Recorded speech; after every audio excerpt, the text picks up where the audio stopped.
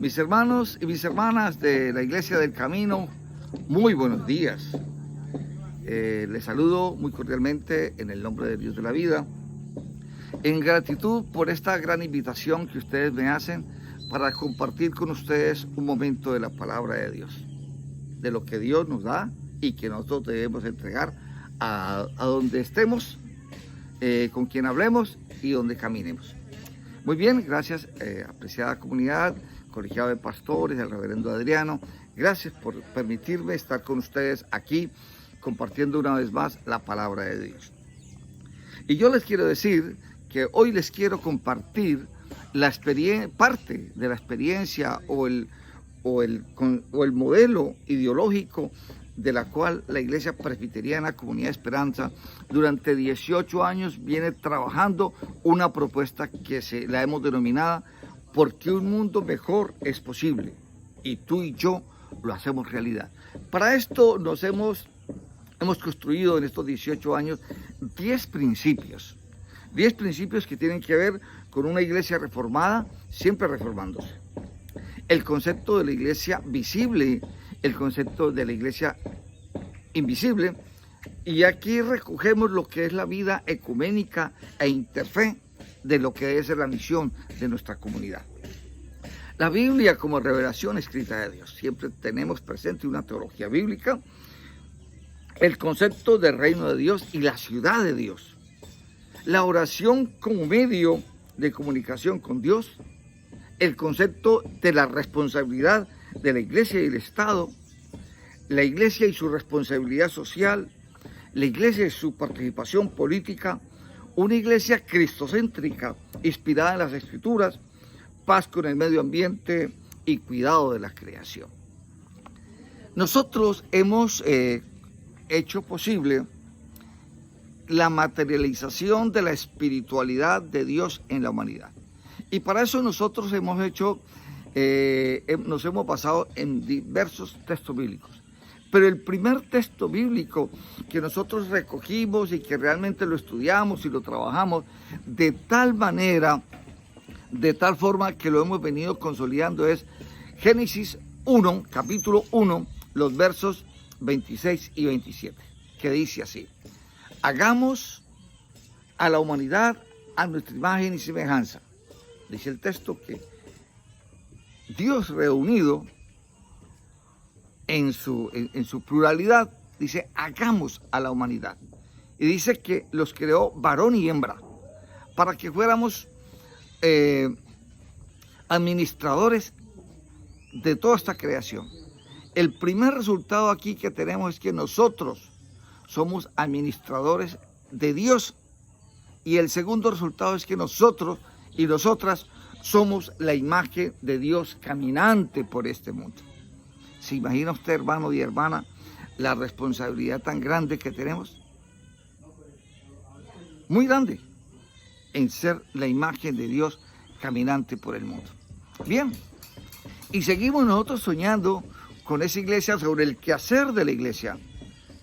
Acá, en ese mundo nuevo, ¿cuál es el papel de nuestra comunidad de esperanza en la realización de un mundo mejor? Y nos damos cuenta enseguida que es lo que dice Deuteronomio 29:29, que las cosas reveladas pertenecen a la humanidad. ¿Sí? Las reveladas. Las secretas no, por eso quizás hay cosas que nosotros no vamos a poder entender en esta tierra. Quizás cuando volvamos a la presencia del Señor tendremos la oportunidad de pedirle la explicación. Pero en el momento vamos a trabajar por lo que dice Deuteronomio 29:29 en las cosas reveladas. Pero ¿qué necesitamos nosotros para recibir las cosas reveladas? Lo que dice Jeremías, el capítulo 33, el verso 3. Clama a mí y yo te responderé y te enseñaré cosas grandes y ocultas que tú no conoces. 2 elementos acá también. El primero, la oración. Los hijos de Dios y las hijas de Dios no debemos desprendernos jamás, en ningún momento, de orar, de tener permanentemente esa facilidad, esa buena voluntad de comunicarnos con nuestro Dios Padre y Madre, con ese ser que tomó la decisión de darnos la oportunidad de vivir en este mundo y de administrar toda esta creación para su honra y su gloria. Entonces, un primer elemento en este versículo de Jeremías, el capítulo 33, el verso 3, es la oración, ¿sí? Pero el segundo momento, que es mucho mejor, quizás más bonito, o no mucho mejor, es como el resultado de ese bienestar de la oración. Es que nosotros a través de la oración vamos a alcanzar los secretos, aquellas cosas, ¿sí?, que no conocemos, que quizás en un momento por la misma desnaturalización que hemos tenido a raíz del pecado que nos ha cubierto, nosotros no hemos podido entender aquel misterio de la bendición de Dios. Pero a través de la oración, cuando nosotros comenzamos a recapacitarnos y a cambiar de vida, y a cambiar de mentalidad, y a cambiar de esos comportamientos improductivos por comportamientos productivos, o sea, el buen testimonio del quehacer del cristiano y la cristiana, entonces, ¿qué encontramos? Que Dios nos revela, nos da a conocer esas cosas secretas que están por allá, esas cosas guardadas que nosotros no habíamos visto antes. Dios nos las permite tener. Clama a mí y yo te responderé y te enseñaré cosas grandes y ocultas que tú no conoces. Entonces, estimado hermano y hermana, ¿sí? Hay que orar, hay que mantenernos en esa actitud permanente de oración, ¿sí? Donde quiera que vayamos, nuestra vida debe ser una constante oración. Nosotros somos el caminar de Dios en este mundo, somos la imagen de Dios en este mundo, somos la presencia de Dios en este mundo y por lo tanto somos llamados constantemente a hacer el bien, ¿sí? Somos llamados a servir, a estar en servicio permanente. Pero si no lo puedes hacer, que debiera hacerse, por lo menos cada día debe ser el propósito en tu vida de salir con la mentalidad: hoy no le haré daño a nadie. Para lograr lo anteriormente expuesto, ¿sí?, nos fuimos a Romanos capítulo 12, el verso 2, que dice así: cambia tu manera de pensar para que así cambie tu manera de vivir. Pero antes dice: no os conforméis a los criterios del tiempo presente. No os conformáis con eso.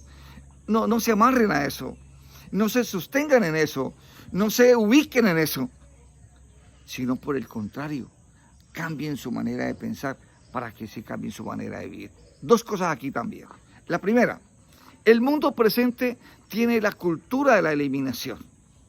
Todo aquel que sea contrario a mí, que piense diferente a mí, todo aquel que tenga una línea ideológica diferente a la mía, todo aquel que crea que mis comportamientos y mis decisiones no son las mejores, entonces, ¿cuál es? Ese es mi enemigo. A ese enemigo hay que neutralizarlo, hay que eliminarlo socialmente, hay que eliminarlo políticamente, hay que eliminarlo económicamente, hay que eliminarlo laboralmente. A ese hay que eliminarlo. Esa es la cultura, ese es el criterio del mundo presente. Y usted no me van a desmentir. Ese es el país que tenemos. El país que no acepta la diferencia. El país que nos ha dividido en dos partes: los de izquierda, los de derecha. Antes éramos los conservadores y los liberales. Ahora son los de izquierda, los de derecha. Y les quiero decir, estimados hermanos y hermanas, amigos y amigas que me escuchan, el Evangelio de Dios no es de izquierda ni es de derecha. Nuestra fe en Dios no es de izquierda, no es de derecha. La paz de Dios no es de izquierda, no es de derecha. La justicia de Dios no es de izquierda, no es de derecha.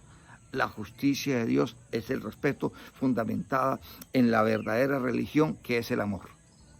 Y todo aquel que ama siempre hace el bien. Y por eso nosotros aquí en este otro versículo encontramos dos cosas también muy importantes. Y la invitación es: no estar conforme con las culturas del pecado de este mundo. Y en segundo lugar, pero para entender eso hay que cambiar de mentalidad, ¿sí? ¿Por qué?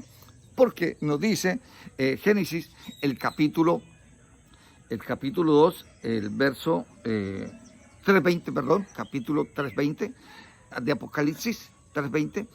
He aquí que yo estoy a la puerta y llamo. Si alguien oye el toque que estoy haciendo y abre la puerta de su vida, yo entraré en él y cenaré con él y ella, y juntos cenaremos. Es la invitación de Dios. ¿Qué significa esto, mi estimado hermano y hermana?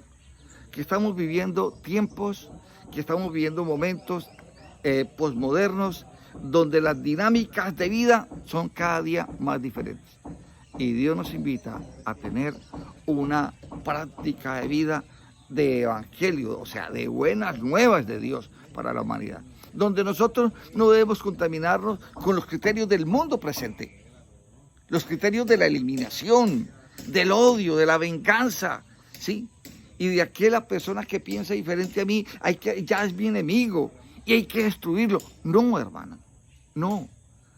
Dios nos invita a vivir la religión del amor.